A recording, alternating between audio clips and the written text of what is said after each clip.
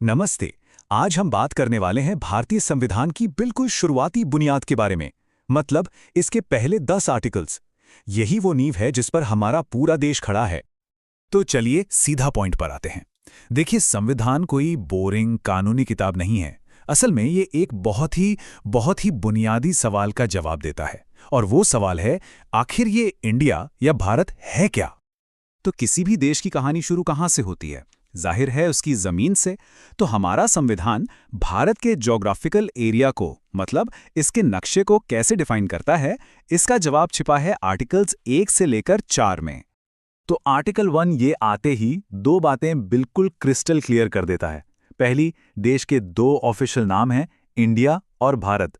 और दूसरी, ये एक यूनियन ऑफ स्टेट्स है। अब ध्यान दीजिएगा, ये कोई फेडरेशन नहीं है। इसका मतलब ये हुआ कि कोई भी राज्य अपनी मर्जी से इस यूनियन से अलग नहीं हो सकता।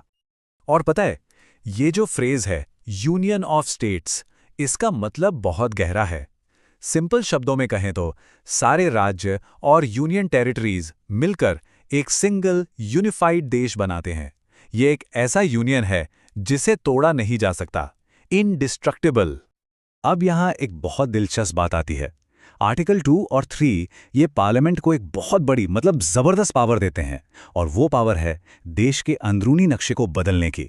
सोच कर देखिए, पार्लियामेंट नए राज्य बना सकती है, पुराने राज्यों को मिला सकती है, यहां तक कि उनकी बाउंड्रीज को भी बदल सकती है। अच्छा, तो ये सब होता कैसे है? क्या प्रोसेस है इसका? प्रोसेस काफी सीधा सा है। पार्लियामेंट एक बिल लाती है, फिर उस बिल को उस स्टेट के पास भेजा जाता है जिसकी बाउंड्री बदलने वाली है, उनकी राय जानने के लिए। लेकिन, और यही असली खेल है, पार्लियामेंट के ऊपर कोई बाउंडेशन नहीं है कि वो स्टेट की राय माने ही। फाइनल डिसीजन हमेशा हमेशा पार्लियामेंट का ही होता है। और आर्टिकल 4 एक और कमाल की चीज क्लियर करता है। वो ये कि किसी स्टेट की बाउंड्री बदलने के लिए संविधान में कोई बड़ा बदलाव, मतलब कॉन्स्टिट्यूशनल अमेंडमेंट करने की जरूरत नहीं है। ये काम एक सिंपल ऑर्डिनरी लॉ से हो सकता है।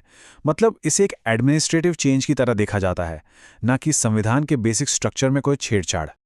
तो चलिए, ये तो हो गई जमीन की बात, देश के नक्शे की बात। लेकिन कोई भी देश सिर्फ जमीन का टुकड़ा तो होता नहीं, है ना? वो बनता है अपने लोगों से। तो अब सवाल ये उठता है कि हमारे संविधान के हिसाब से भारत का नागरिक यानी इंडियन सिटीजन है कौन? देखिए, नागरिकता की कहानी शुरू होती है 26 जनवरी 1950 से, जिस दिन हमारा संविधान लागू हुआ। आर्टिकल 5 कहता है कि उस दिन कौन कौन भारत का नागरिक था। इसमें वो लोग शामिल थे जिनका जन्म भारत में हुआ, या जिनके माता पिता में से कोई एक भारत में जन्मा था, या फिर वो लोग जो संविधान लागू होने से ठीक पहले कम से कम 5 साल से भारत को ही अपना घर मानकर रह रहे थे। लेकिन हमें ये नहीं भूलना चाहिए कि उस वक्त देश का बंटवारा हुआ था और हालात बहुत बहुत कॉम्प्लिकेटेड थे। इसीलिए आर्टिकल 6 और 7 बनाए गए थे, खास तौर पर पार्टीशन की इस मुश्किल हकीकत से डील करने के लिए। इसमें उन लोगों के लिए नियम थे जो पाकिस्तान से भारत आए, और उन लोगों के लिए भी जो पहले भारत से पाकिस्तान चले गए थे लेकिन फिर एक परमिट पर वापस लौट आए। सिचुएशन बहुत ही यूनिक थी। इसके अलावा संविधान ने उन लोगों का भी ख्याल रखा जो थे तो भारतीय मूल के, लेकिन रहे विदेश में रहे थे। उनके लिए भी नागरिकता का एक रास्ता बनाया गया। और हां, एक बहुत जरूरी बात, आर्टिकल 10 ये साफ करता है कि नागरिकता से जुड़े सारे अधिकार आगे चलकर पार्लियामेंट जो भी कानून बनाएगी उसके हिसाब से तय होंगे। अब आते हैं भारतीय नागरिकता के सबसे बड़े, सबसे फंडामेंटल रूल पर। एक ऐसा सिद्धांत जो सब कुछ तय कर देता है, और वो छिपा है बस एक नंबर में, 1। जी हां, सिंगल सिटीजनशिप। आर्टिकल 9 बिल्कुल साफ साफ कहता है, इंडिया में डुअल सिटीजनशिप का कोई कॉन्सेप्ट नहीं है।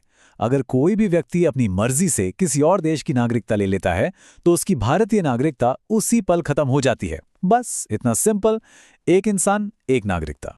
तो अगर हम इन पहले 10 आर्टिकल्स का निचोड़ निकालें तो क्या निकलता है? सीधी सी बात है, ये हमारे देश के दो सबसे मजबूत पिलर्स को डिफाइन करते हैं। पहला, भारत की जमीन, और दूसरा, भारत के लोग। एक ऐसा देश जिसे तोड़ा नहीं जा सकता, और एक ऐसी नागरिकता जो किसी और के साथ बांटी नहीं जा सकती। तो एक क्विक रिकैप कर लेते हैं। आर्टिकल्स 1 से 4 ये तय करते हैं कि यूनियन ऑफ इंडिया क्या है, इसकी टेरिटरी क्या है, और आर्टिकल्स 5 से 10 ये तय करते हैं कि इस टेरिटरी में रहने वाला सिटीजन ऑफ इंडिया कौन है। जमीन और लोग, ये दोनों मिलकर ही हमारी नेशनल आइडेंटिटी की बुनियाद तैयार करते हैं। और यहीं पर मैं एक बड़ा सवाल छोड़कर जाना चाहता हूं। हमने ये तो देख लिया कि पार्लियामेंट देश की सीमाओं को, उसके नक्शे को बदल सकती है, लेकिन एक नागरिक होने के नाते जो अधिकार मिलते हैं वो कितने परमानेंट हैं? जमीन बदल सकती है, पर क्या नागरिक के अधिकार भी बदल सकते हैं? ये एक ऐसा सवाल है जो सीधे हमारे संविधान की आत्मा से जुड़ा है, और इस पर सोचना तो बनता है।